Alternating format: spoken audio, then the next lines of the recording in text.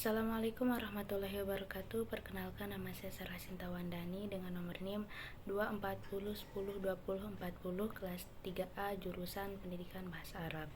Di sini saya akan membuat video tentang 10 jurnal tentang macam-macam akhlak tercela dari mata kuliah tugas mata kuliah akhlak tasawuf.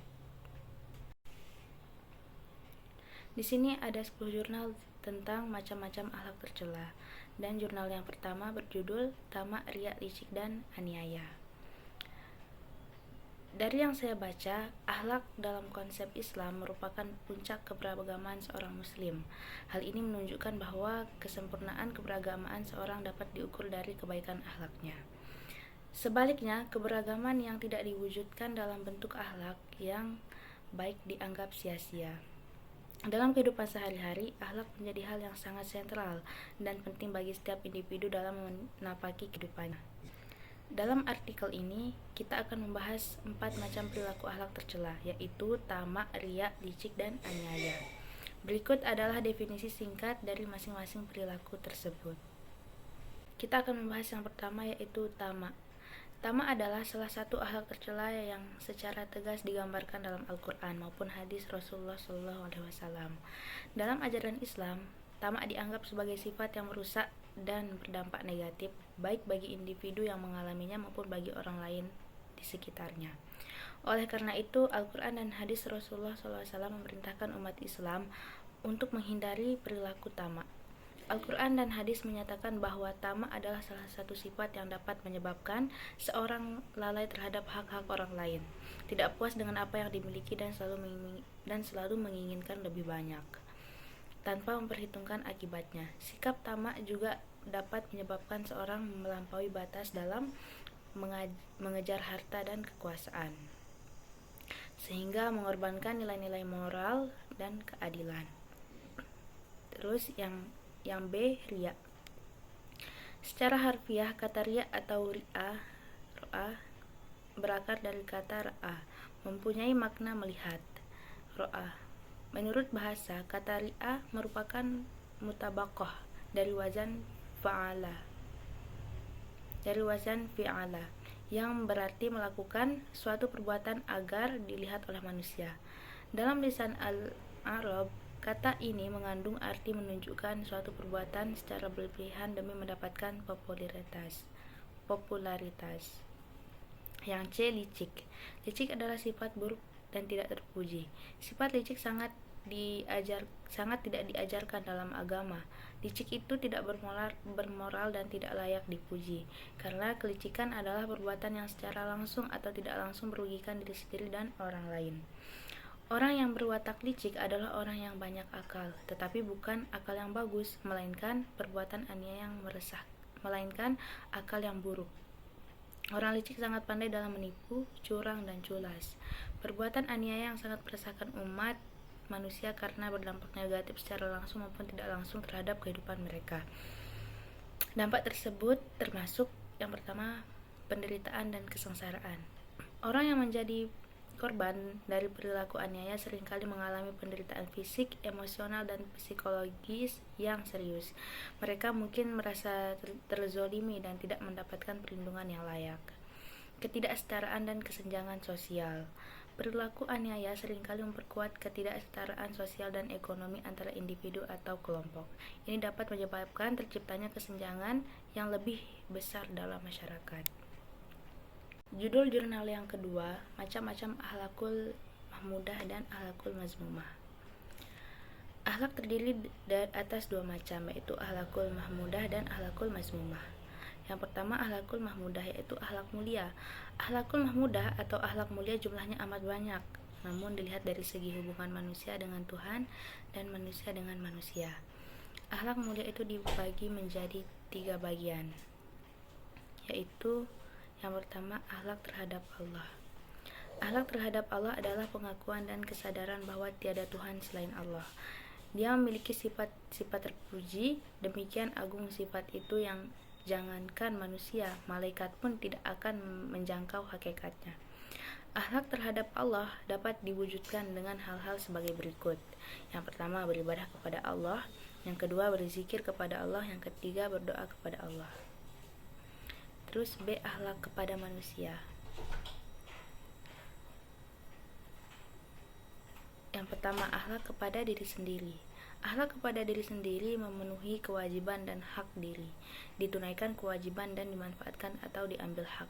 Seluruh anggota tubuh mempunyai hak dan harus ditunaikan. Disinilah terkait dengan pemeliharaan diri agar sehat jasmani dan rohani. Menunaikan kebutuhan diri, baik yang bersifat biologis maupun spiritual. Tidaklah seorang dikatakan berakhlak kepada dirinya apabila dia menyiksa dirinya sendiri, tidak memperdulikan kebutuhan dirinya. Yang kedua, akhlak kepada keluarga. Dimulai dari akhlak kepada orang tua, berbuat seperti tertera pada surah Luqman ayat 14 yang berarti, dan kami perintahkan kepada manusia berbuat baik kepada dua orang ibu bapaknya. Ibunya telah mengandungnya dalam keadaan lemah yang bertambah dan menyapihnya dalam 2 tahun. Bersyukurlah kepadaku dan kepada dua orang ibu bapakmu, hanya kepadakulah kembalimu. Quran surah Luqman ayat 14. Yang C. Akhlak kepada lingkungan. Misi agama Islam adalah mengembangkan rahmat bukan hanya kepada manusia tetapi juga kepada alam dan lingkungan hidup. Misi tersebut tidak terlepas dari tujuan diangkatnya manusia sebagai khalifah di muka bumi, yaitu sebagai wakil Allah yang bertugas memakmurkan, mengelola dan melestarikan alam. Berakhlak kepada lingkungan hidup adalah mengembangkan hubungan yang harmonis dengan alam sekitar. Yang kedua, membahas tentang akhlak mazmumah, akhlak tercela. Akhlak mazmumah, akhlak yang tercela adalah sebagai lawan dari atau kebaikan dari akhlak yang baik, sebagaimana tersebut di atas. Dalam ajaran Islam tetap membicarakan sebagai terperinci dengan tujuan agar dapat dipahami dengan benar dan dapat diketahui cara-cara menjauhinya. Berdasarkan petunjuk ajaran Islam dijumpai berbagai macam akhlak yang tercela. Di antaranya berbohong, takabur, sombong, dengki, bakhil atau kikir. Berdasarkan uraian di atas, akhlak merupakan kelakuan yang timbul dari hasil perpaduan antara hati nurani, pikiran, perasaan, bawaan, dan kebiasaan yang menyatu, membentuk suatu kesatuan tindakan akhlak yang dihayati dalam kenyataan hidup keseharian. Semua yang telah dilakukan itu akan melahirkan perasaan moral yang terdapat di dalam diri manusia itu sendiri sebagai fitrah, sehingga ia mampu membedakan mana yang baik dan mana yang jahat, mana yang bermanfaat dan mana yang tidak berguna, mana yang cantik dan mana yang buruk. Sekarang kita lanjut jurnal yang ketiga yang berjudul Akhlak Terpuji dan yang Tercela, Telaah Singkat Ihya Ulumuddin Jilid 3. Kitab Ihya merupakan karya monumental Al-Ghazali yang hingga kini masih terus dibaca dan dikaji, baik secara ilmiah, modern maupun dalam pengajian-pengajian secara tradisional di masyarakat. Kitab ini selalu dirujuk sebagai sebuah magnum opus yang dianggap menjembatani pemikiran tasawuf dan syariat fikih dan teologi Islam. Banyak ulama, terutama dari kalangan Sunni, jika mereka ingin menyampaikan dua hal di atas, selalu merujuk dan menyarankan Ihya sebagai sebuah bacaan dan pelajaran yang mudah dimengerti. Maka, tidak heran kitab ini termasuk bertahan dan terus dicetak ulang melampaui masa sekian abad yang panjang, dari abad pertengahan Islam hingga masa modernnya. Kitab Ihya jilid ketiga membicarakan hal-hal yang berkaitan dengan sifat-sifat yang membinasakan atau al-muhlikat. Al-Ghazali memberikan pengertian terhadap beberapa hal, terutama pada keterhubungan antara hati, ruh, jiwa, dan akal, dengan membentuk akhlak yang terpuji dan yang tercela.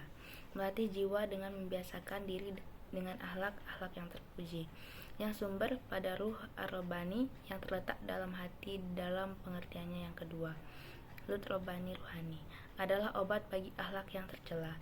Hal ini bisa dimulai dari pandangan yang benar, ma'rifah, terhadap sifat kesementaraan dunia. Dengan melihat kondisi zaman pada masa Al-Ghazali hidup, kita bisa memahami motivasi Al-Ghazali dalam menekankan hal-hal yang bersifat muktamalah, yang memiliki dimensi jasmani maupun rohani. Al-Ghazali menekankan bahwa yang Al-Ghazali tulis bersifat muktamah dan tidak bersifat mukasyafah. Ini juga bisa dimengerti karena Al-Ghazali melihat dangkalnya pemahaman manusia secara umum untuk memahami hal-hal yang berkaitan dengan ketersingkapan yang gaib. Ini sekaligus mengisyaratkan di etika pemikiran Al-Ghazali terhadap persoalan-persoalan pada zamannya. Sekarang kita lanjut ke jurnal yang keempat yang berjudul Akhlak dalam Perspektif Al-Quran. Yang pertama, penafsiran ayat Al-Quran tentang akhlak mahmudah. Akhlak terpuji merupakan terjemah dari ungkapan bahasa Arab akhlak mahmudah. Akhlak terpuji tersebut pula dengan akhlak karimah, akhlak mulia, atau makarimul akhlak, akhlak mulia, atau akhlak al-munjiyat, akhlak yang menyelamatkan pelakunya. Menurut Ibnu Qayyim, sebagaimana dikutip oleh Rosihon Anwar, pangkal akhlak terpuji adalah ketundukan dan keinginan yang tinggi. Sifat-sifat terpuji menurunkan berpangkal dari kedua hal yang memberikan gambaran tentang bumi yang tunduk pada ketentuan Allah Subhanahu wa taala.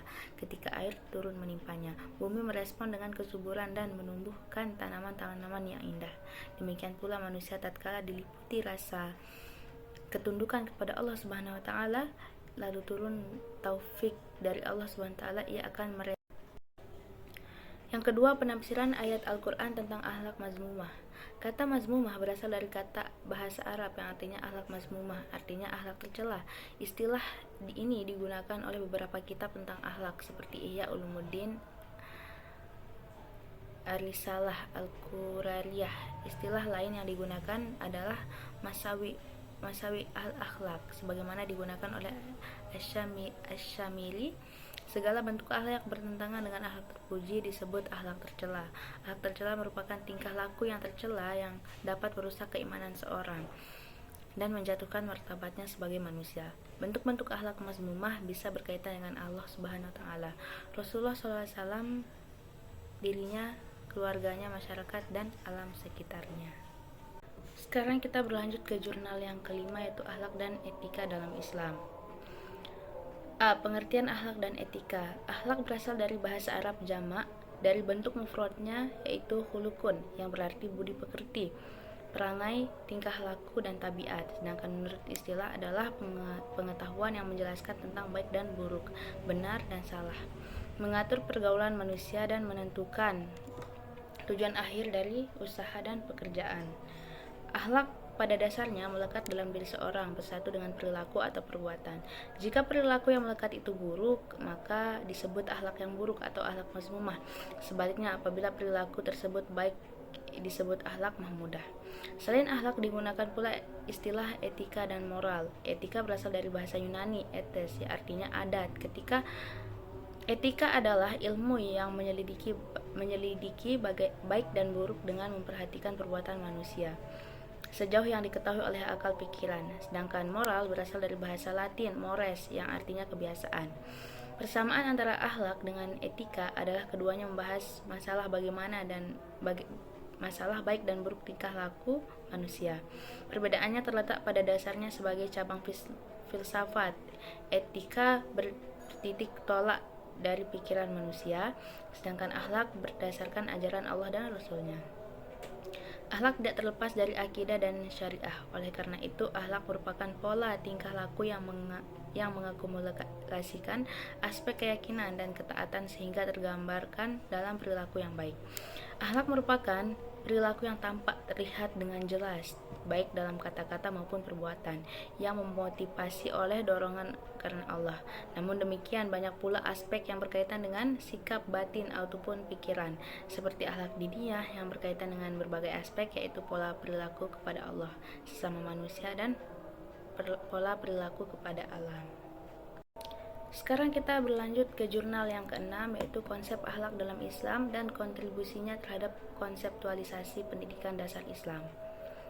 Prinsip dasar akhlak dan moral dalam Islam. Dalam ajaran Islam, yang menjadi dasar akhlak adalah berupa Al-Quran dan Sunnah Nabi Muhammad SAW.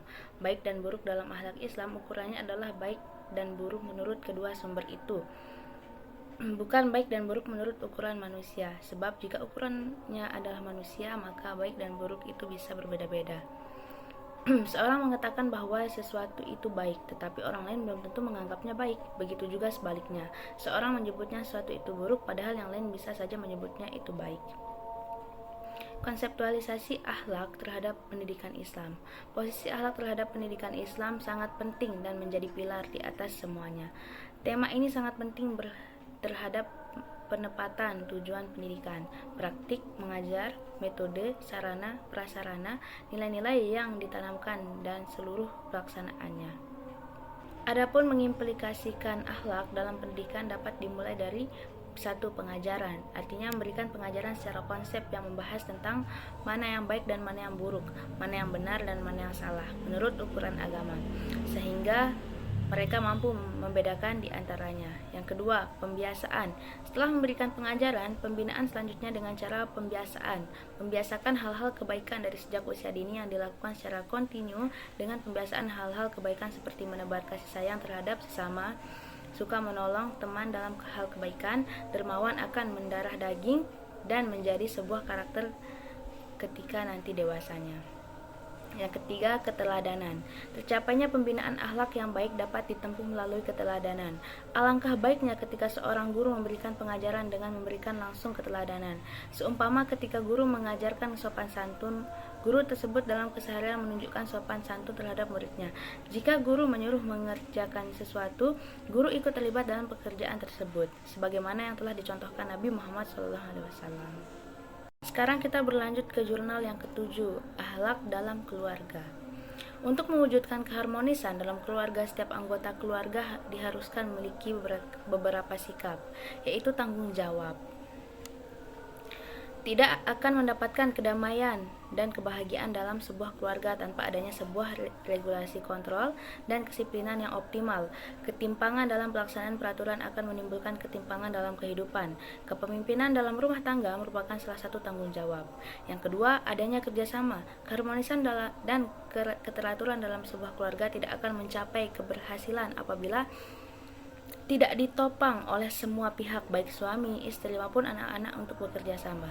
Karena secara makro bahwa keteraturan yang dibangun dalam keluarga adalah pondasi utama untuk kokohnya suatu bangsa. Yang ketiga, kasih sayang. Kasih sayang merupakan pondasi dan pijakan untuk membangun sebuah keluarga bahagia. Kasih sayang tersebut baik dari suami kepada istri, kasih sayang istri kepada suami, kasih sayang ayah kepada anak-anak, kasih sayang ibu kepada anak-anak, maupun dari anak-anak untuk ayah dan ibu. 4. Disiplin. Disiplin adalah keluarga merupakan kunci keberhasilan dalam pendidikan bagi setiap anggota keluarga, seperti suami, istri, dan anak. Disiplin mengikuti aturan yang ditetapkan dan berlaku bagi saat. Yang kelima, perhitungan dan keseimbangan. Secara sederhana, sekecil apapun kepemimpinan tentu memerlukan perhitungan yang tepat, apalagi menjalankan sebuah keluarga. Keharmonisan dan keseimbangan dalam kehidupan keluarga adalah syarat dari ajaran Islam. Hal itu lahir dari cinta untuk anak-anak dan tanggung jawab untuk generasi berikutnya. Sekarang kita berlanjut ke jurnal yang ke-8 berjudul Akhlak Terpuji dan Implementasinya di Masyarakat.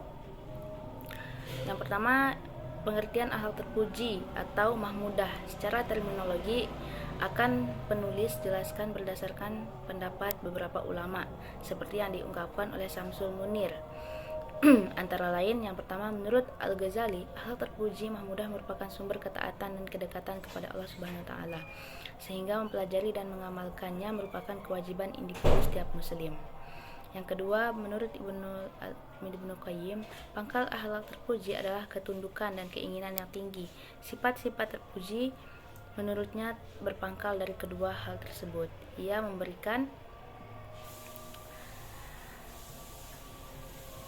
memberikan gambaran tentang bumi yang tunduk kepada ketentuan Allah Subhanahu wa taala ketika air turun menimpanya.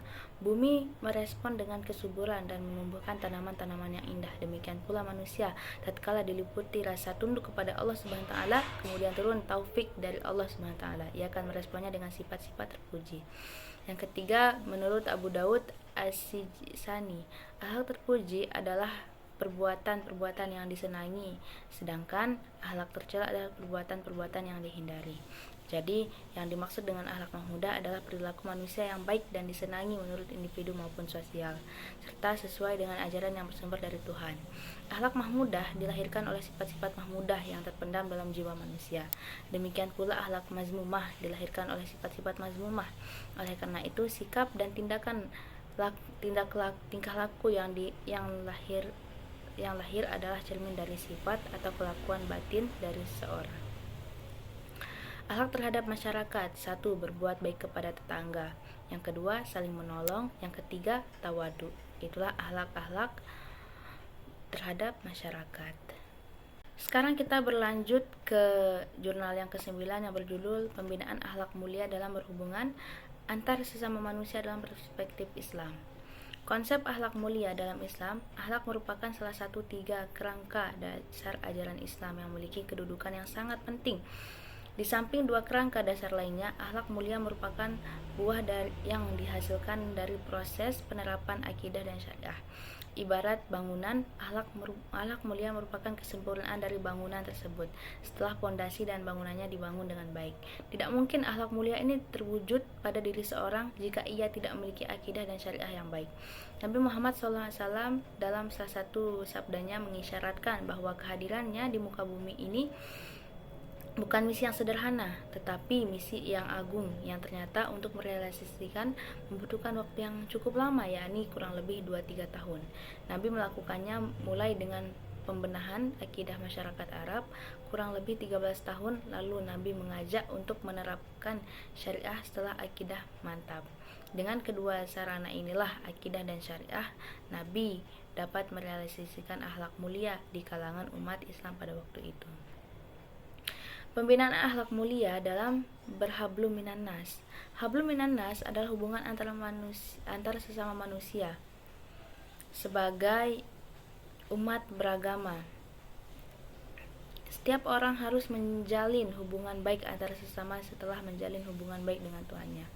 Dalam kenyataan, seringkali kita saksikan 2 hubungan ini tidak padu. Terkadang ada seorang yang dapat menjalin hubungan baik dengan Tuhannya, tetapi ia bermasalah dalam menjalin hubungan dengan sesamanya. Atau sebaliknya, ada orang yang dapat menjalin hubungan secara baik dengan sesamanya, tetapi ia mengabaikan hubungan dengan Tuhannya. Tentu saja kedua contoh ini tidak benar. Yang seharusnya dilakukan adalah bagaimana ia dapat menjalin 2 bentuk hubungan itu dengan baik sehingga terjadi keharmonisan dalam dirinya. Sekarang kita masuk ke jurnal yang ke-10, yaitu akhlak sebagai esensi pendidikan Islam. Akhlak yang mulia merupakan cermin kepribadian seorang. Selain itu, akhlak mulia akan mampu mengantarkan seorang kepada martabat yang tinggi. Berarti kedudukan akhlak dalam kehidupan manusia menempati tempat yang penting sebagai individu maupun masyarakat dan bangsa. Sebab jatuh banyaknya suatu masyarakat tergantung kepada bagaimana akhlaknya. Apabila akhlaknya baik, maka sejahteralah lahir dan batin. Apabila akhlaknya rusak, maka rusaklah lahir batinnya. Dasar tujuan pendidikan akhlak. Pendidikan merupakan usaha yang dilakukan secara sadar dan jelas memiliki tujuan, sehingga diharapkan dalam penerapannya ia tak kehilangan arah dan pijakan.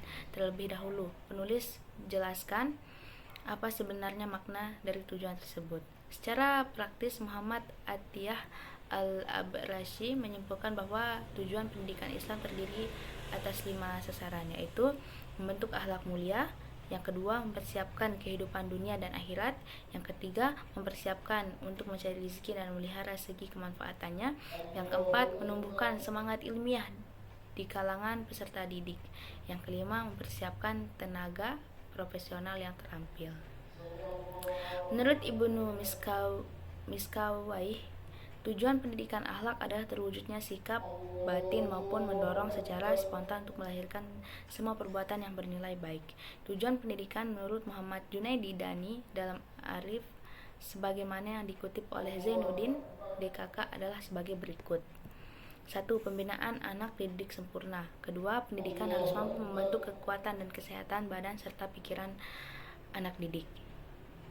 Sebagai individu, maka anak harus dapat mengembangkan kemampuannya sebagai anggota masyarakat. Anak harus dapat memiliki tanggung jawab sebagai warga negara. Sebagai pekerja, anak harus bersifat efektif dan produktif secara cinta dan kerja. Yang kedua, peningkatan moral tingkah laku yang baik dan menanamkan rasa kepercayaan anak terhadap agama dan kepada Tuhan. Yang ketiga, mengembangkan intelijensi anak secara efektif agar mereka siap untuk mewujudkan kebahagiaan di masa yang mendatang. Itulah 10 jurnal tentang macam-macam akhlak tercela. Sekarang saya akan membaca persamaan dari semua jurnal tersebut. Yang pertama, persamaan itu adalah tentang pentingnya akhlak. Semua jurnal yang ada di teks ini sepakat bahwa akhlak adalah inti dari keberagaman seorang muslim, sangat sentral dalam kehidupan sehari-hari dan merupakan cerminan kepribadian seorang. Yang kedua, pembagian akhlak. Semua mengakui bahwa akhlak dibagi menjadi dua jenis besar, akhlak terpuji, akhlak mahmudah, dan akhlak tercela, yaitu akhlak mazmumah. Yang ketiga, akhlak sebagai hasil iman dan ibadah. Jurnal-jurnal menekankan bahwa akhlak yang baik mahmudah adalah buah atau kesempurnaan dari fondasi akidah, keyakinan, dan syariah, hukum atau ibadah yang baik. Sekarang perbedaan dari semua jurnal tersebut. Yang pertama, fokus pada jenis akhlak yang dibahas. Beberapa jurnal fokus pada jenis akhlak tertentu. Fokus pada akhlak tercela seperti tercela spesifik. Satu jurnal berfokus pada mendefinisikan secara mendalam akhlak-akhlak buruk seperti tamak, riya, licik, dan aniaya. Fokus pada akhlak terpuji. Berdasarkan lingkup, jurnal lain membagi dalam rinci 3 ruang lingkup akhlak terpuji. Mahmudah, kepada Allah seperti ibadah, zikir, dan doa, kepada manusia, diri sendiri, dan keluarga, dan kepada lingkungan. Jurnal lainnya fokus pada implementasi akhlak terpuji di masyarakat seperti tawaduk dan tolong menolong. Yang kedua, fokus pada dasar dan sumber. Beberapa penulis memilih untuk membandingkan konsep atau mencari sumber rujukan. Perbandingan konsep, satu jurnal berfokus pada perbedaan mendasar antara akhlak dan etika. Akhlak bersumber dari ajaran Allah dan Rasul-Nya, sedangkan etika bersumber dari akal pikiran manusia. Sumber rujukan jurnal lain berfokus pada akhlak dalam perspektif Al-Quran atau telaah kitab klasik karya Al-Ghazali Ihya Ulumuddin yang membahas sifat-sifat membinasakan al-muhlikat. Yang ketiga, fokus pada lingkup hubungan. Perbedaan terlihat jelas dalam lingkungan yang dibahas. Lingkup keluarga, satu jurnal spesifik membahas sikap-sikap penting untuk keharmonisan di dalam keluarga, seperti tanggung jawab, kerjasama, kasih sayang, dan disiplin. Keseimbangan hubungan, jurnal lain menekankan pentingnya keseimbangan dalam menjalin hubungan, baik dengan Tuhan dan hubungan baik dengan sesama manusia. 4. Fokus pada penerapan dan tujuan pendidikan. Beberapa jurnal menyoroti aspek praktis dan edukatif. Penerapan dalam pendidikan, jurnal tentang pendidikan menekankan bahwa akhlak harus ditanamkan melalui pengajaran, pembiasan, dan keteladanan. Tujuan akhir, jurnal lainnya secara spesifik merinci tujuan akhir dari pendidikan akhlak atau pendidikan Islam secara umum, yaitu membentuk akhlak mulia dan terwujudnya sikap batin yang mendorong untuk perbuatan baik. Itulah persamaan dan perbedaan dari 10 jurnal tersebut. Inilah video 10 jurnal tentang macam-macam akhlak tercela. Saya mohon maaf apabila ada kesalahan kata atau penyebutan nama di dalamnya. Terima kasih. Assalamualaikum warahmatullahi wabarakatuh.